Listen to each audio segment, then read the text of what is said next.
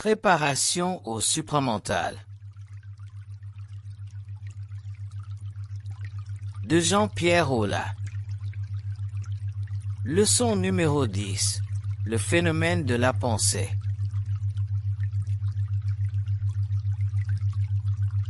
Un des phénomènes les plus occultes de la vie humaine est celui qui se rapporte à la réalisation de l'origine et de la nature fondamentale de la question et de la réponse.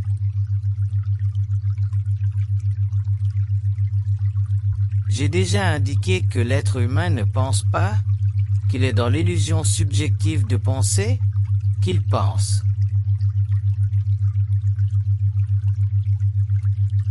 Cela étant établi,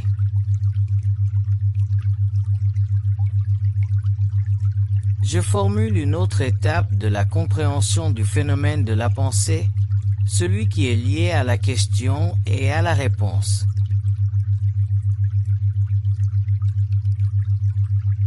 Plus la subjectivité dans la pensée humaine se transforme en objectivité, c'est-à-dire que plus l'être humain réalise que ce n'est pas lui qui pense, plus il réalise que même les questions et même les réponses lui viennent d'ailleurs.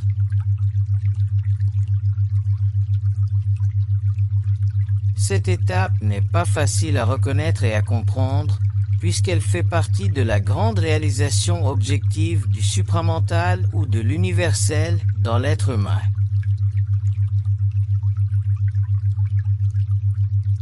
L'être humain fonde son intelligence sur sa capacité de questionner et de chercher des réponses, mais l'être humain ne réalise pas que le fait de questionner et de trouver des réponses fait déjà partie d'un processus créateur en lui qui prend son origine sur des plans qui sont au-delà de sa vie mentale.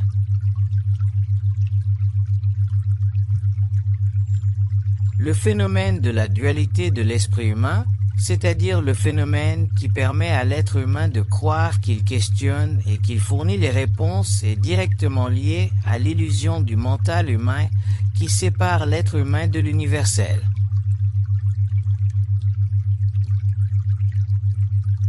Effectivement, si l'être humain ne vivait pas cette illusion, l'être humain serait universel et sa civilisation serait totalement autre.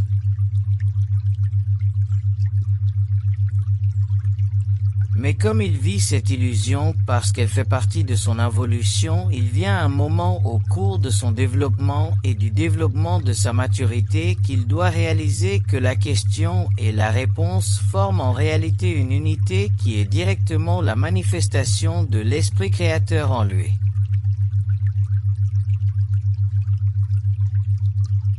Lorsque l'être humain est suffisamment mûr, c'est-à-dire qu'il a suffisamment développé l'objectivité de sa conscience, il peut facilement réaliser qu'effectivement l'esprit produit en lui la condition vibratoire nécessaire à la formulation d'une question et d'une réponse.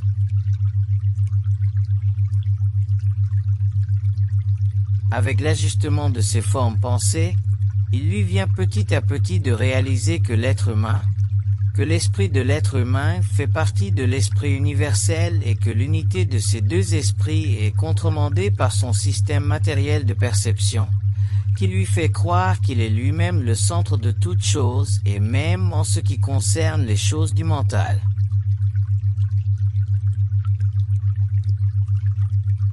Bien que l'être humain accepte facilement sur le plan philosophique ou sur le plan spirituel l'idée d'une unité totale entre tous les plans, lorsqu'on lui propose qu'en fait l'unité est déjà préexistante, mais que son ego voilé refuse d'en accepter la réalité et de se rendre disponible à cette réalité.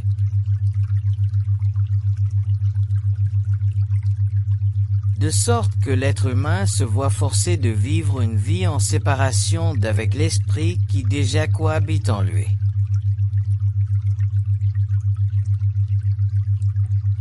De là la souffrance humaine et l'éclaboussure qu'il vit constamment à cause de son incompréhension, de son ignorance et de l'orgueil qui se manifeste petit à petit en lui, à cause justement de cette séparation illusoire.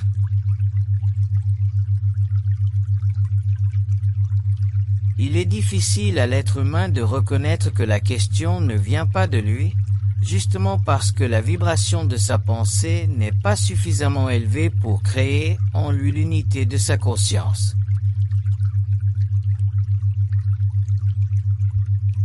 Il lui est plus facile de reconnaître que la réponse peut venir d'un autre plan parce que il ne peut pas totalement rejeter la possibilité qu'une réponse vienne d'ailleurs.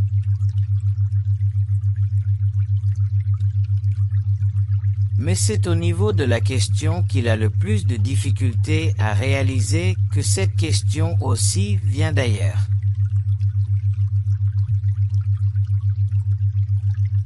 Mais que la question et la réponse ont tous les deux une fonction vibratoire différente.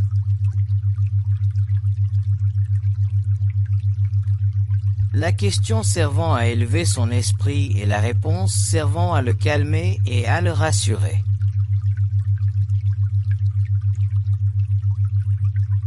Évidemment, la résolution parfaite de cette dualité ne peut pas venir dans un instantané, parce que la pensée, le corps mental, doit être assujetti pendant un certain temps à un changement vibratoire.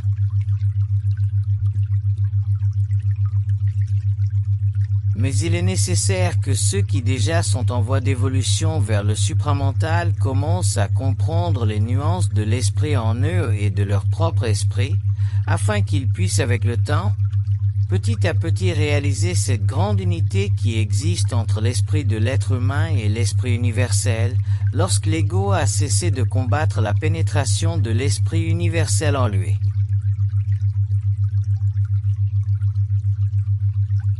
Lorsque l'être humain a compris que la question et la réponse sont des aspects différents de l'esprit en lui, il lui est alors facile de commencer à entreprendre son grand pèlerinage vers les dimensions infinies du savoir.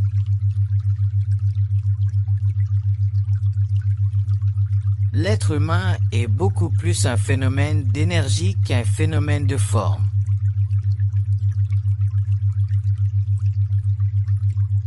Je veux dire par ceci que l'être humain, à un certain niveau de son évolution, réalise qu'il est énergie et que tous les aspects en lui qui ont tendance à lui faire croire que c'est la forme qui prédomine dans sa réalité, sont des aspects qu'il pourra avec le temps rejeter afin de comprendre une fois pour toutes qu'il est, à la fois esprit, que l'esprit habite en lui et que la relation entre son esprit et l'esprit universel est la fondation totale de son être et que cette fondation, lorsqu'elle est totalement réalisée, peut selon le cas même transférer la forme directement à un plan d'énergie.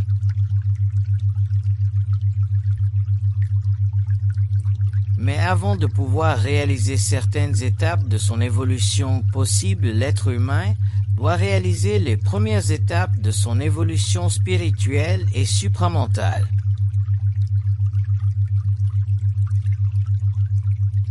Et ces étapes sont très importantes parce qu'elles sous-tendent tout le reste de son évolution.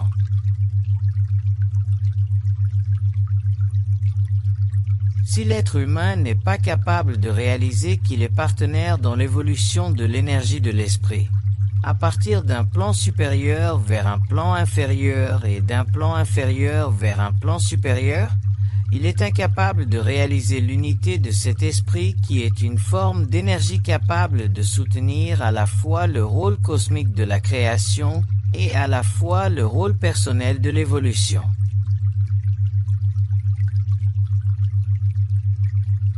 Il ne suffit plus à l'être humain de chercher la connaissance, il doit maintenant réaliser l'illusion de la polarité entre son esprit et l'esprit universel, afin de pouvoir assujettir les formes subjectives de son mental à une dimension infinie de la pensée cosmique, d'où il peut ensuite réaliser l'unité totale de son être avec l'être cosmique qui habite en lui.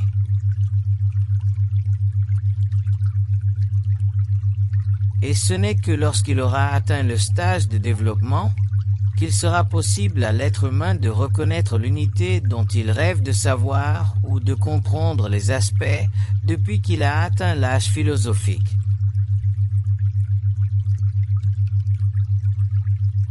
Mais ce sera toujours au-delà des murs de la philosophie que l'être humain pourra comprendre la réalité de l'unité et pourra diversifier ses fonctions créatives en relation avec un savoir qui est éternellement connu et absolument connaissable pourvu qu'il mette fin au rouage de son intellect, de son intelligence subjective qui tend par la nature même de sa réalité à diviser la réalité de l'être humain contre la réalité universelle.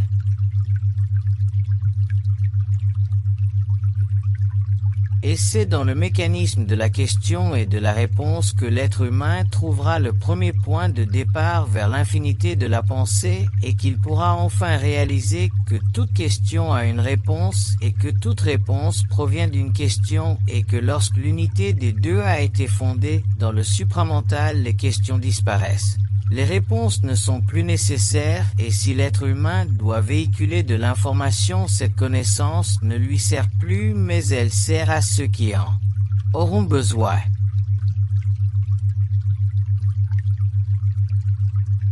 Ceux qui ont déjà conscience d'une relation intelligente avec le supramental peuvent facilement établir dans leur expérience personnelle le bien fondé de ce que j'avance.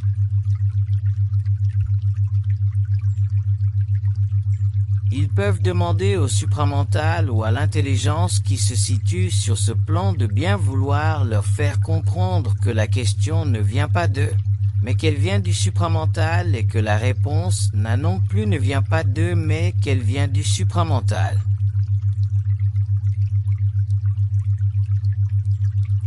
Une fois renfermés dans cette réalisation, il leur sera possible ensuite d'accéder à des niveaux vibratoires supérieurs au niveau de leur pensée et de finalement commencer à pénétrer et à vivre une nouvelle énergie au niveau de leur mental supérieur.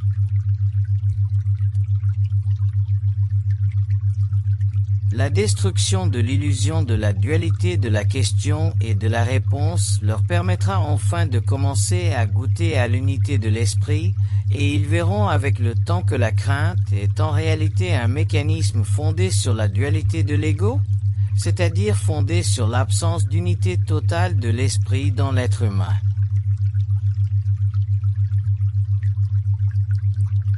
Déjà j'ai parlé de questions et de réponses impossibles.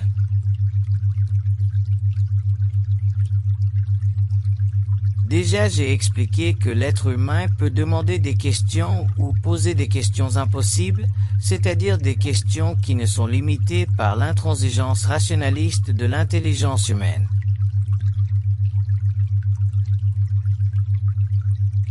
Le même phénomène, la même possibilité existe pour les réponses.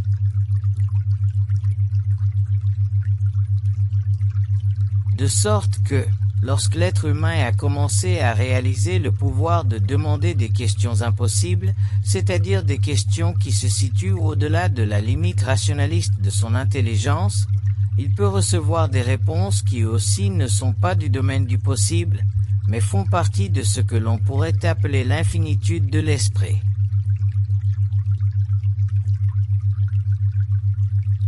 Et lorsque l'être humain a réalisé les points infinis à l'extérieur de son mental subjectif et intelligent, il peut commencer à savoir, c'est-à-dire qu'il peut commencer à reconnaître les limites de son expérience et réaliser l'absence de limites au niveau de l'évolution, soit de son corps matériel ou de son esprit.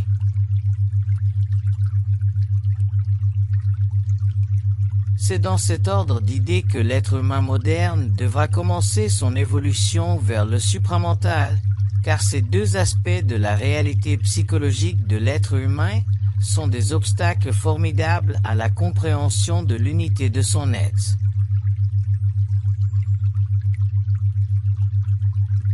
L'esprit de l'être humain se contamine par la façon même dont il voit les choses.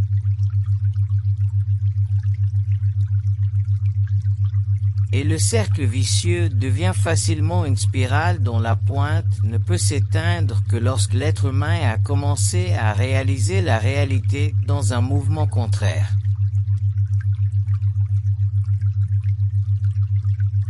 Certains diront, pourquoi ces choses n'ont-elles pas été expliquées à l'être humain auparavant? La réponse est simple.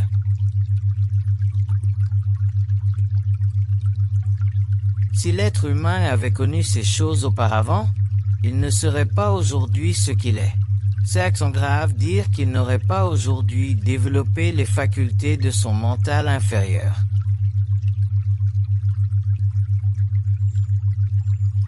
Or, ces facultés sont importantes pour ce qu'elles ont permis à l'être humain de s'assurer une vie matérielle suffisamment stable selon les tendances naturelles de son émotionnel, de sa nature animale.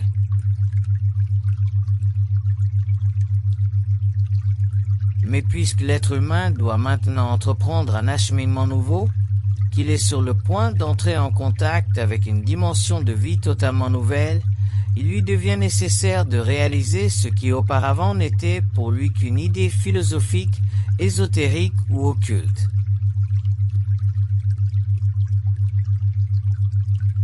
Maintenant que l'être humain a le pouvoir et le droit de connaître les mystères de son esprit et de l'esprit, il lui suffit d'en reconnaître les lois afin de pouvoir parvenir à cette nouvelle étape de l'évolution.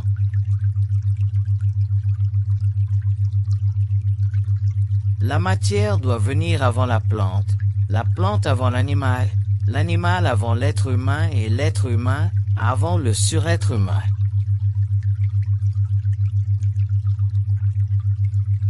Ainsi les conditions du changement et les conditions de l'évolution. Ceux qui pourront progresser vers la synthèse de la dualité de la question et de la réponse pourront facilement pénétrer le supramental et enfin, et une fois pour toutes, décrocher de la condition humaine qui a suffisamment assujetti l'être humain de la 5e race.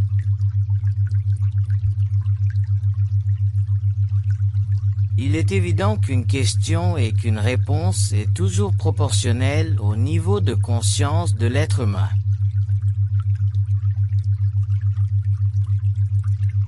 Moins l'être humain est conscient, plus ces questions reflètent les limites de la vie.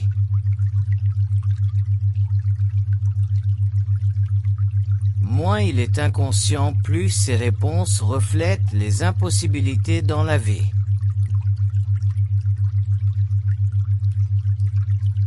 Cependant, plus le niveau de conscience de l'être humain grandit, plus les questions et les réponses changent, et lorsque l'être humain est totalement éclairé par la lumière du supramental, les questions et les réponses n'existent plus, parce que elles ne servent plus à contenir la fragilité illusoire de son existence.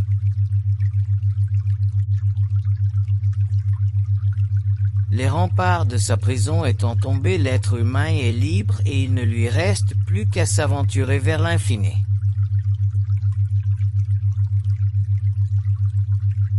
Sachez que lorsque vous demandez une question, c'est l'esprit en vous qui cherche à vous faire comprendre quelque chose.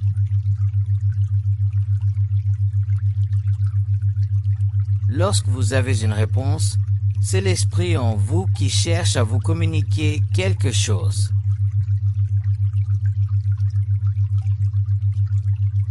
Lorsque l'esprit sera totalement en vous, il ne cherchera plus à vous faire comprendre quelque chose parce que vous serez dans l'esprit, vous serez dans le savoir et à ce moment-là votre esprit sera vide.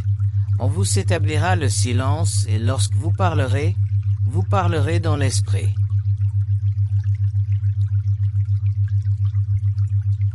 Mais ce que vous direz et ce que vous comprendrez ne sera plus pour vous, parce que déjà vous aurez été élevé dans l'esprit de la compréhension, dans l'esprit du savoir et dans l'esprit du silence.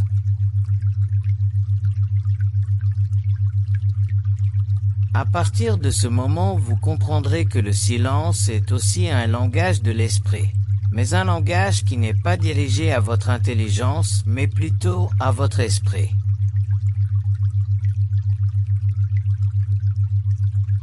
C'est-à-dire que ce langage fera partie de l'unité de votre esprit.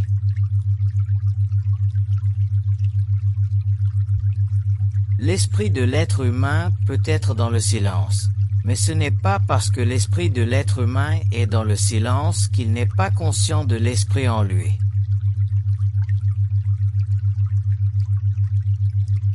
Il est simplement dans le repos de l'esprit en lui.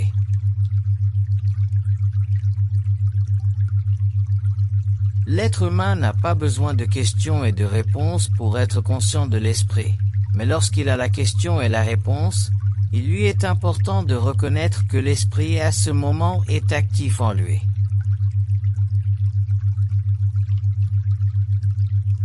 Évidemment, si l'être humain ne reconnaît pas cette réalité, alors la question et la réponse deviennent pour lui des écueils, des obstacles, des problèmes, une souffrance perpétuelle qui ne peut s'éteindre que par la mort matérielle.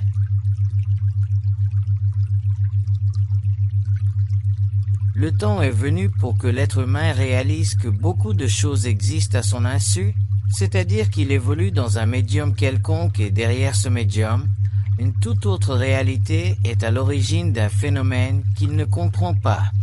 Et pour cette raison, sa vie sur le plan matériel, sur le globe terrestre, est très souvent pénible.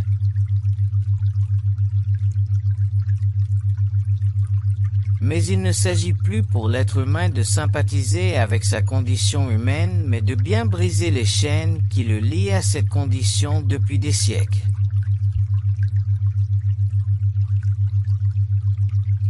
Toute expérience, toute réalisation nouvelle, inédite, demande une grande confiance en soi-même.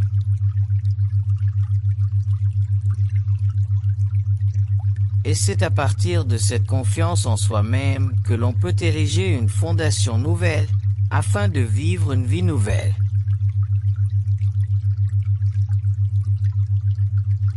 Les étapes antérieures de l'évolution ont été nécessaires.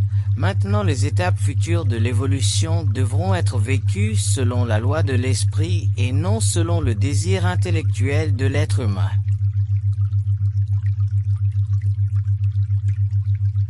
Et ceci est peut-être l'aspect le plus difficile et le plus occulte de la nouvelle évolution de la nouvelle conscience de l'être humain, c'est-à-dire la conscience cosmique du surêtre humain à venir.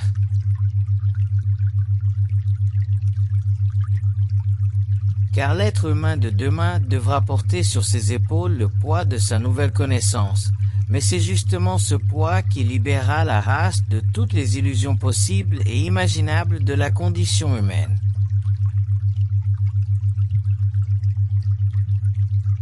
Seul l'individu par lui-même, sur lui-même, peut surmonter ces obstacles.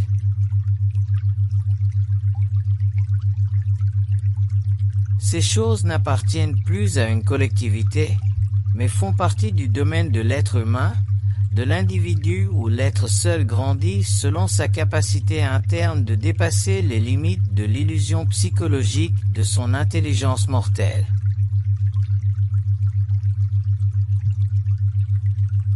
La compréhension du phénomène de la question et de la réponse est fondamentale à la compréhension des relations entre l'esprit de l'être humain et l'esprit universel.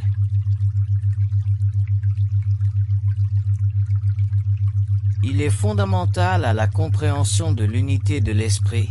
Il est fondamental à la réalisation du supramental dans l'être humain et il est aussi fondamental à la réalisation que l'être humain a le pouvoir de comprendre toutes choses, pourvu qu'il a le pouvoir de détruire en lui l'illusion fondamentale de l'intellect, de l'intelligence rationaliste.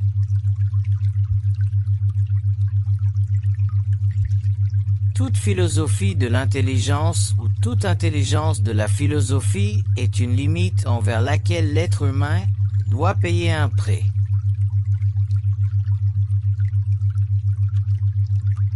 Et ce prix devient le cercle vicieux interminable qui se pose par la nature même de sa construction à l'élévation de l'esprit humain vers l'esprit universel.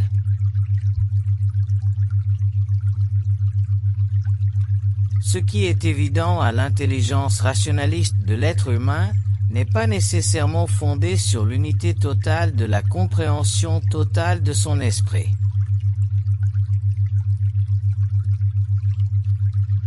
Ce n'est que dans l'expérience de cette nouvelle fonction intelligente du mental humain que l'être humain peut réaliser jusqu'à quel point la plus grande intelligence humaine est toujours limitée par la dualité de l'esprit humain.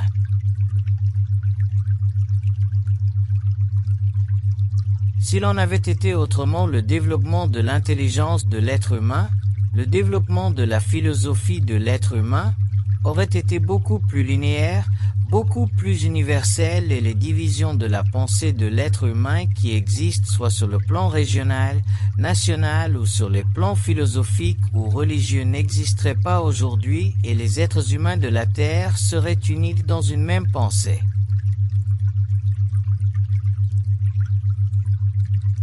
Chaque fois que vous pensez à quelque chose, chaque fois que vous réfléchissez, que vous regardez avec votre intelligence, regardez derrière ce qui se passe dans votre esprit et vous verrez qu'effectivement, il y a derrière vous une autre présence et cette présence se manifestera à vous lorsque déjà vous aurez fait le premier pas.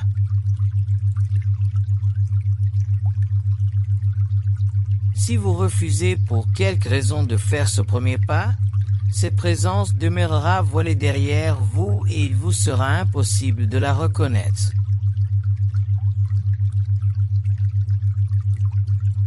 Vos possibilités de vie et de compréhension en seront d'autant plus diminuées parce que déjà vous aurez été incapable de supporter le poids de cette nouvelle connaissance, de cette très grande réalisation.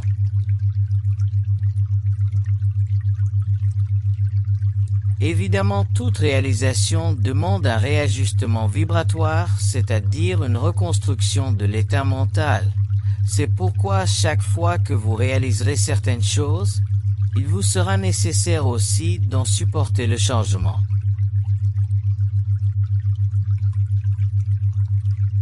Mais remarquez qu'il est toujours donné à l'être humain ce qu'il peut supporter, de sorte que, quelle que soit la réalisation en vous, l'ajustement sera toujours proportionnel à votre propre résistance, à votre propre capacité d'en supporter la clarté.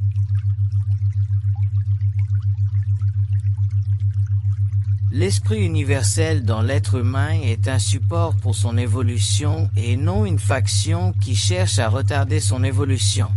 Mais lorsque l'être humain commence à réaliser certaines choses, il a souvent l'impression que cette présence en lui est une faction contre lui.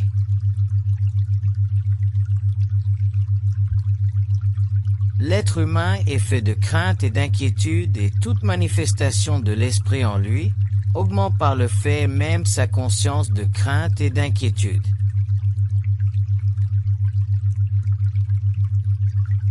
Mais ceci n'est dû qu'au travail de l'esprit dans l'être humain, qu'à l'élévation de son mental inférieur vers son mental supérieur.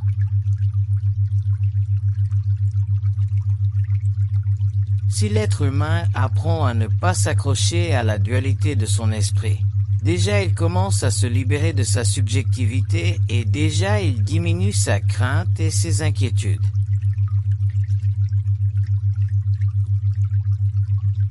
Mais s'il s'accroche à cette dualité, à ce nouveau mouvement en lui, le travail sera lourd dans son esprit et sa paix plus difficile à atteindre.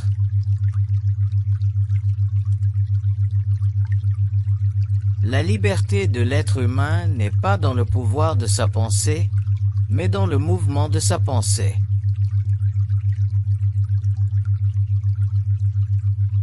Et lorsque le mouvement de sa pensée se fait d'une façon totalement harmonieuse, sa pensée devient pouvoir, car elle n'est plus conditionnée par les limites de son ego.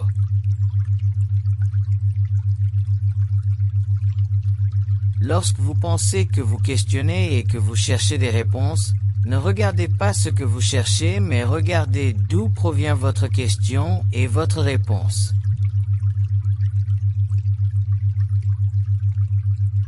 Et vous verrez que dans la question et la réponse, il y a au début beaucoup de vous et peu de l'esprit, et avec le temps, il aura peu de vous et plus de l'esprit.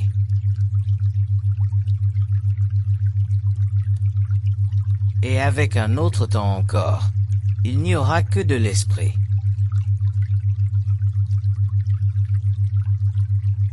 À ce moment-là, la question et la réponse ne sera plus subjective, mais fera partie de la communication de l'esprit en vous.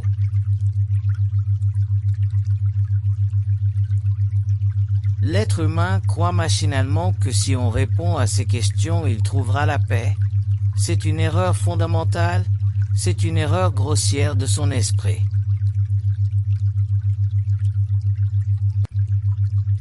Autant l'esprit est infini, autant les questions sont infinies et les réponses infinies.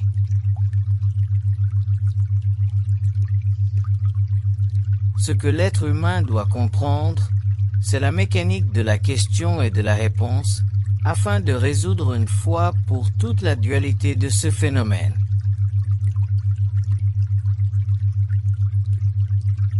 Si vous voulez comprendre quelque chose, demandez et on vous répondra. Mais on vous répondra selon que vous devez savoir maintenant ou plus tard, mais vous aurez une réponse d'une façon ou d'une autre.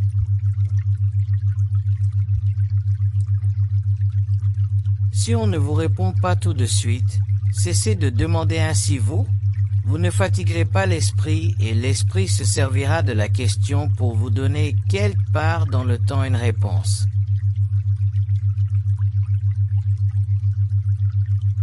Les intelligences qui s'occupent de l'évolution mentale de l'être humain veulent que l'être humain connaisse les mystères de la création, mais ces intelligences connaissent les limites de l'être humain et elles savent que l'être humain, avant de pouvoir avoir accès à ces mystères, doit clarifier, nettoyer en lui-même certaines illusions.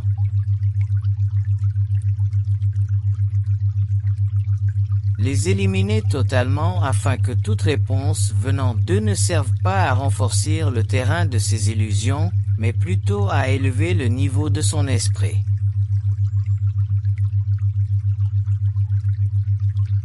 L'être humain croit que la connaissance est pour lui, c'est une illusion de son esprit.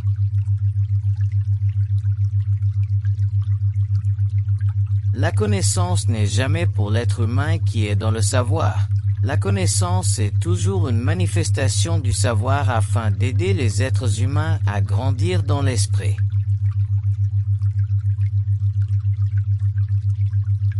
Tant que l'être humain n'a pas compris ceci, il est évident que l'esprit sur le plan supramental ne peut pas lui fournir toutes les réponses, car il se servirait de ces réponses pour en faire de la connaissance, et ceci retarderait son évolution vers l'unité, l'unification de l'esprit.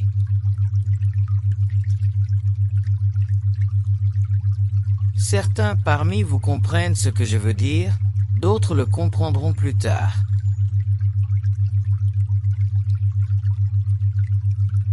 L'harmonie dans l'être humain est une condition de rapport avec l'esprit universel.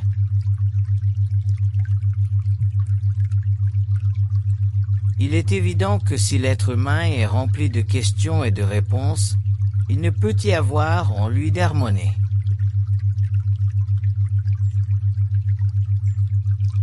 Voilà pourquoi le premier pas vers l'harmonie de l'être humain est la compréhension du mécanisme de la question et de la réponse et de la réalisation que toute harmonisation détruit la dualité de la question et de la réponse.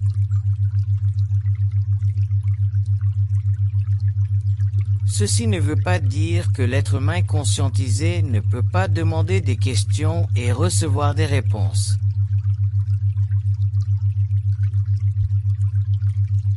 Mais ceci veut dire que l'être humain conscientisé réalise à la fois qu'il demande une question et que la question lui est fournie, qu'il reçoit une réponse et que la réponse aussi lui est fournie.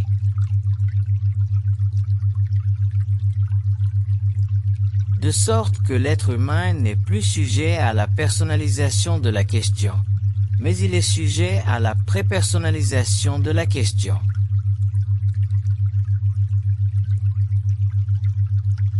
Ceci l'amène à réaliser des questions de plus en plus créatives en lui, afin d'attirer vers lui des réponses de plus en plus probantes concernant les mystères de la création.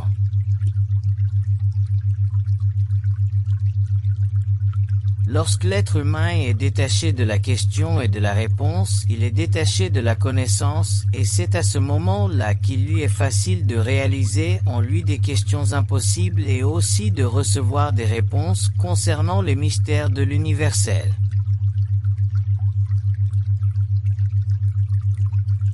Si l'être humain doit progresser vers le savoir, Il est évident que son esprit doit être en ordre et l'ordre que doit avoir son esprit, afin de pouvoir supporter le poids du savoir, est un ordre fondé sur l'unité totale de son mental avec le supramental, qui sont deux aspects de lui-même devant coexister dans une harmonie parfaite.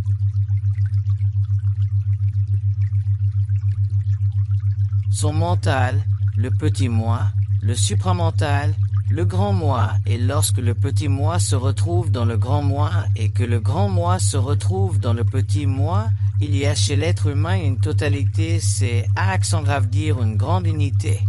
C'est à ce moment-là qu'il lui est facile de voir derrière le voile de la question et de la réponse et de ne pas se prendre au sérieux dans la connaissance.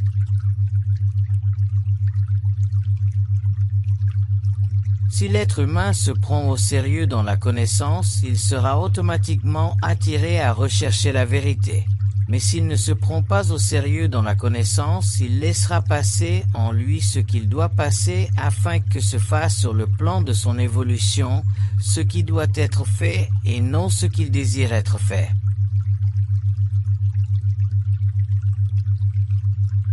Ainsi disparaît dans l'être humain l'orgueil de son intelligence et ainsi apparaît en lui l'humilité de son intelligence et à ce moment-là, son intelligence grandit, son intelligence prend expansion et l'être humain devient universel, c'est-à-dire qu'il lui est possible de communiquer avec tous les plans de la création et de connaître tout ce qui lui est possible de connaître dans le cadre de son évolution, c'est à accent grave dire dans le cadre de l'évolution.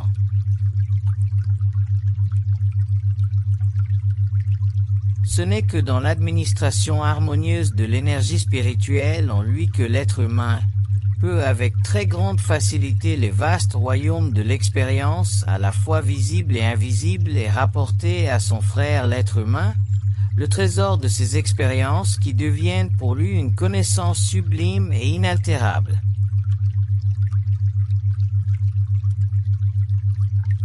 Mais comment voulez-vous que l'être humain ait accès à cette connaissance, s'il est dans l'illusion que la connaissance vient de lui, que la connaissance est un pôle, et la question est un autre pôle, la réponse soit de lui.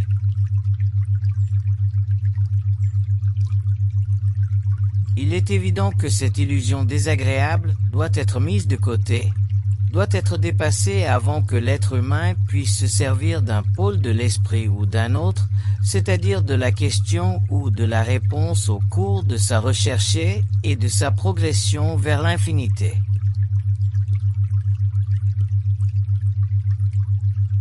Que l'être humain commence à réaliser ce que son intelligence veut difficilement admettre et les portes de l'esprit s'ouvriront en lui de sorte que la connaissance lui sera facile et sans contradiction.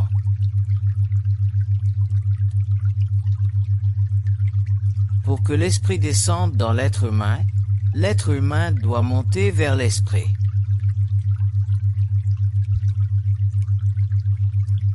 Et les conditions universelles de cette rencontre doivent être remplies.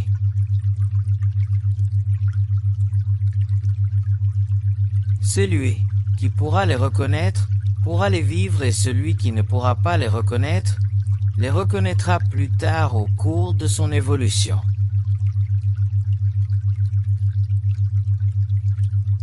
Je formule et j'ai formulé cet aspect de la réalité supramentale pour tous ceux qui cherchent à le reconnaître et à le vivre.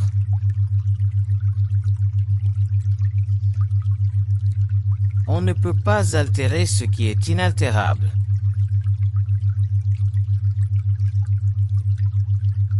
Mais on peut comprendre plus tard ce qui n'est pas compréhensible aujourd'hui.